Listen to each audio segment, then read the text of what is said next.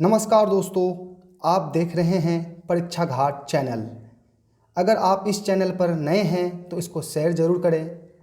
और आप लोग अनेकों यूट्यूब चैनल परीक्षा से संबंधित ज़रूर देखे होंगे, तो एक छोटी सी कोशिश है जो आपको अच्छा लग भी सकता है या और ज़्यादा अच्छा भी लग सकता है। तो आप मेरे साथ बने रहें। तो चलिए मैं आपको एक छोटी सी कोशिश, एक अलग प्रयास करूंगा कि आप इससे लाभान्वित हो और आगे आप इनका फ़ायदा उठाएं। अगर आप किसी भी प्रतियोगिता परीक्षा की तैयारी कर रहे हैं तो आप ऐसा ना सोचें कि मैं ये पढ़ लूँ वो पढ़ लूँ और मेरा एग्ज़ाम निकल जाए। आपको हर कुछ पढ़ना होगा और हर कुछ ध्यान में रखना होगा। आजकल कंपटीशन भरी दौड़ में आप देख रहे होंगे कि कितना ज़्यादा टफ है किसी भी परीक्षा को पास करना। तो आइए मेरे साथ बने रहें। और समस्या से डरना नहीं चाहिए दोस्तों, क्योंकि समस्या चाहे जो भी हो, हमें लड़ने का तरीका आनी चाहिए, क्योंकि हारा वही है जिसने लड़ा ही नहीं है। आज हम पढ़ेंगे चुंबक के बारे में, तो चलिए बने रहें। चुंबक का उदाहरण, चलिए इनको पहले उदाहरण देख लेते हैं। लोह वस्तु को जो आकर्षित करता है वह चुंबक कहलाता है। आगे देखेंगे, आकार के आधार पर अगर आपसे पूछा जाए कि चुंबक कितने प्रकार के होते हैं, आकार के आधार पर ध्यान में रखिएगा, आकार के आधार पर ऐसा पूछा जाए तो चुंबक 3 प्रकार के होते हैं। छड़ चुंबक, नाल चुंबक और वलय चुंबक। ध्यान में रखिएगा, आकार के आधार पर पूछा जाए चुंबक 3 प्रकार के होते हैं, ध्यान में रखना होगा। चुंबक के सिरे के निकट का वह बिंदु जहां चुंबक का आकर्षण बल अधिकतम होता है वह ध्रुव कहलाता है। ध्यान में रखिएगा, चुंबक के सिरे के निकट का वह बिंदु जहां चुंबक का आकर्षण बल अधिकतम होता है वह ध्रुव कहलाता है। ध्यान में रखिएगा, परीक्षा में आपको इसको घुमा के भी पूछा जाएगा, तो यहाँ आप क्लियर हो जाएं। आगे देखेंगे, स्वतंत्रता पूर्वक लटकाने पर चुंबक का जो ध्रुव उत्तर दिशा की ओर हो जाता है वह उत्तर ध्रुव कहलाते हैं। जो ध्रुव दक्षिण दिशा की ओर हो जाता है वो दक्षिण ध्रुव कहलाते हैं। बहुत ही आसान है, इसको ट्रिक में याद रखिएगा। स्वतंत्रता पूर्वक जो लटकता है, जो उत्तर की ओर होता है वो उत्तर ध्रुव कहलाता है, जो दक्षिण की ओर होता है जो दक्षिण ध्रुव कहलाता है। आगे देखेंगे, चुंबक की उत्तरी और दक्षिण ध्रुव को मिलाने वाले रेखा को चुंबकीय अक्ष कहते हैं। इनको ध्यान में रखिएगा, चुंबक के उत्तरी और दक्षिण ध्रुव को मिलने वाली रेखा को क्या कहते हैं? चुंबकीय अक्ष कहते हैं। उत्तरी ध्रुव और दक्षिणी ध्रुव जो मिलने वाली रेखा है, ये अगर पूछा जाए तो आपको ध्यान में रखना होगा, चुंबकीय अक्ष इनको कहते हैं। आगे देखेंगे, किसी क्षण चुंबक के दोनों ध्रुवों के बीच न्यूनतम दूरी को चुंबकीय लंबाई कहा जाता है। यह चुंबक के ज्यामितीय लंबाई के करीब 84% होता है। इनको भी ध्यान में रखिएगा। आगे देखेंगे, चुंबकीय ध्रुव की प्रबलता इसकी एम्पीयर मीटर होती है। चुंबकीय ध्रुव की प्रबलता की इकाई अगर पूछा जाए तो चुंबकीय ध्रुव की प्रबलता की इकाई एम्पीयर मीटर होती है। किसी चुंबक के एक ध्रुव की प्रबलता और चुंबकीय लंबाई के गुणनफल के चुंबकीय आघूर्ण कहा जाता है। ध्यान में रखिएगा, चुंबक के एक ध्रुवीय प्रबलता और चुंबकीय लंबाई के गुणनफल को चुंबकीय आघूर्ण कहते हैं। इनको ध्यान में रखना होगा। आगे देखेंगे, वैसे पदार्थ जो चुंबक से आकर्षित हो चुंबकीय पदार्थ कहलाते हैं। लोहा, निकेल, कोबाल्ट यह चुंबक से आकर्षित होते हैं, ये चुंबकीय पदार्थ हैं। वे पदार्थ जो चुंबक से आकर्षित नहीं होते हैं उसे अचुंबकीय पदार्थ कहते हैं, जैसे रबर, प्लास्टिक, कोयला। इनको ध्यान में रखिएगा।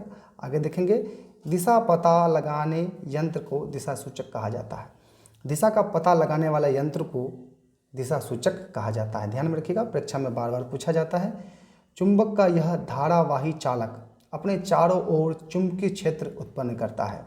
चुंबक या धारावाही चालक अपने चारों ओर चुंबकीय क्षेत्र उत्पन्न करता है। इनको ध्यान में रखना होगा।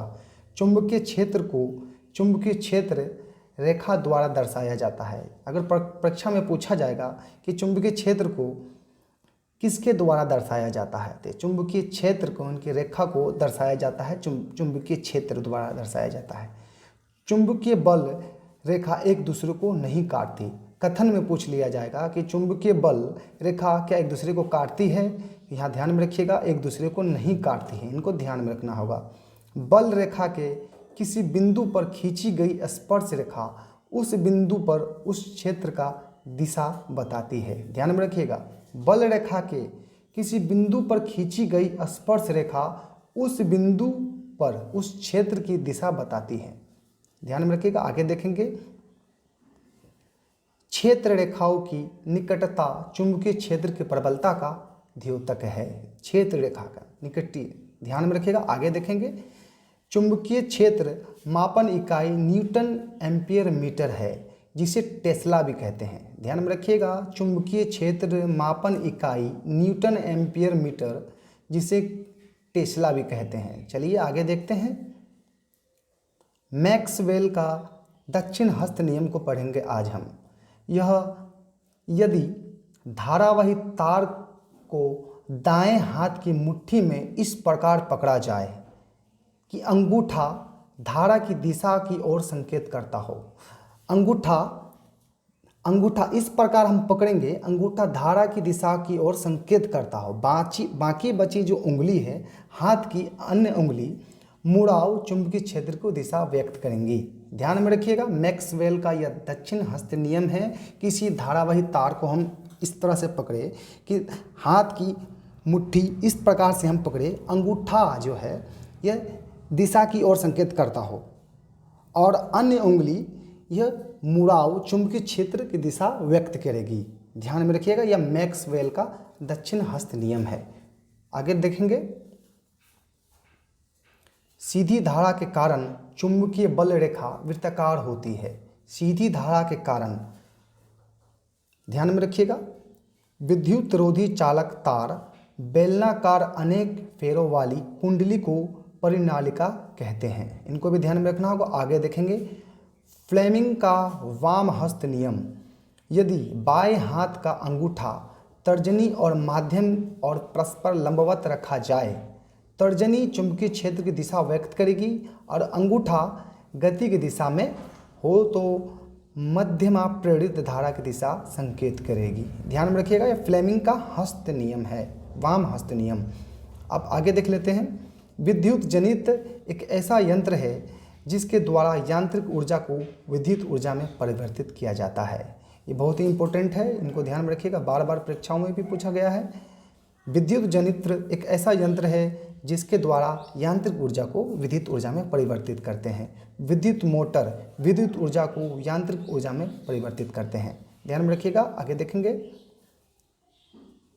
किसी कुंडली और चुंबक के बीच जब अपेक्षित गति होती है तब कुंडली में विद्युत धारा प्रेरित होती है। इस प्रभाव को विद्युत चुंबकीय प्रेरण भी कहते हैं। आगे देखेंगे। हमारे घरों में विद्युत आपूर्ति 220 वोल्ट की होती है, जिसकी आवृत्ति 50 हर्ट्ज होती है, अर्थात इसकी पोलरिटी भ्रवता प्रति सेकंड में 100 बार परिवर्तित होती रहती है। ध्यान में रखिएगा, ये परीक्षा में पूछा जा सकता है, बहुत ही इंपॉर्टेंट है। फ्यूज तार का एक ऐसा टुकड़ा होता है जिसके पदार्थ की प्रतिरोधकता बहुत अधिक और इनका गलनांक बहुत कम होता है, फ्यूज तार। और आप देख रहे थे परीक्षा घाट चैनल। अगर मेरा यह वीडियो आपको अच्छा लगा है तो प्लीज़ इनको सब्सक्राइब और शेयर करें। और अगर आप चाहते हैं कि आपको इसी तरह का वीडियो मिले तो आपके प्यार के बिना यह संभव नहीं।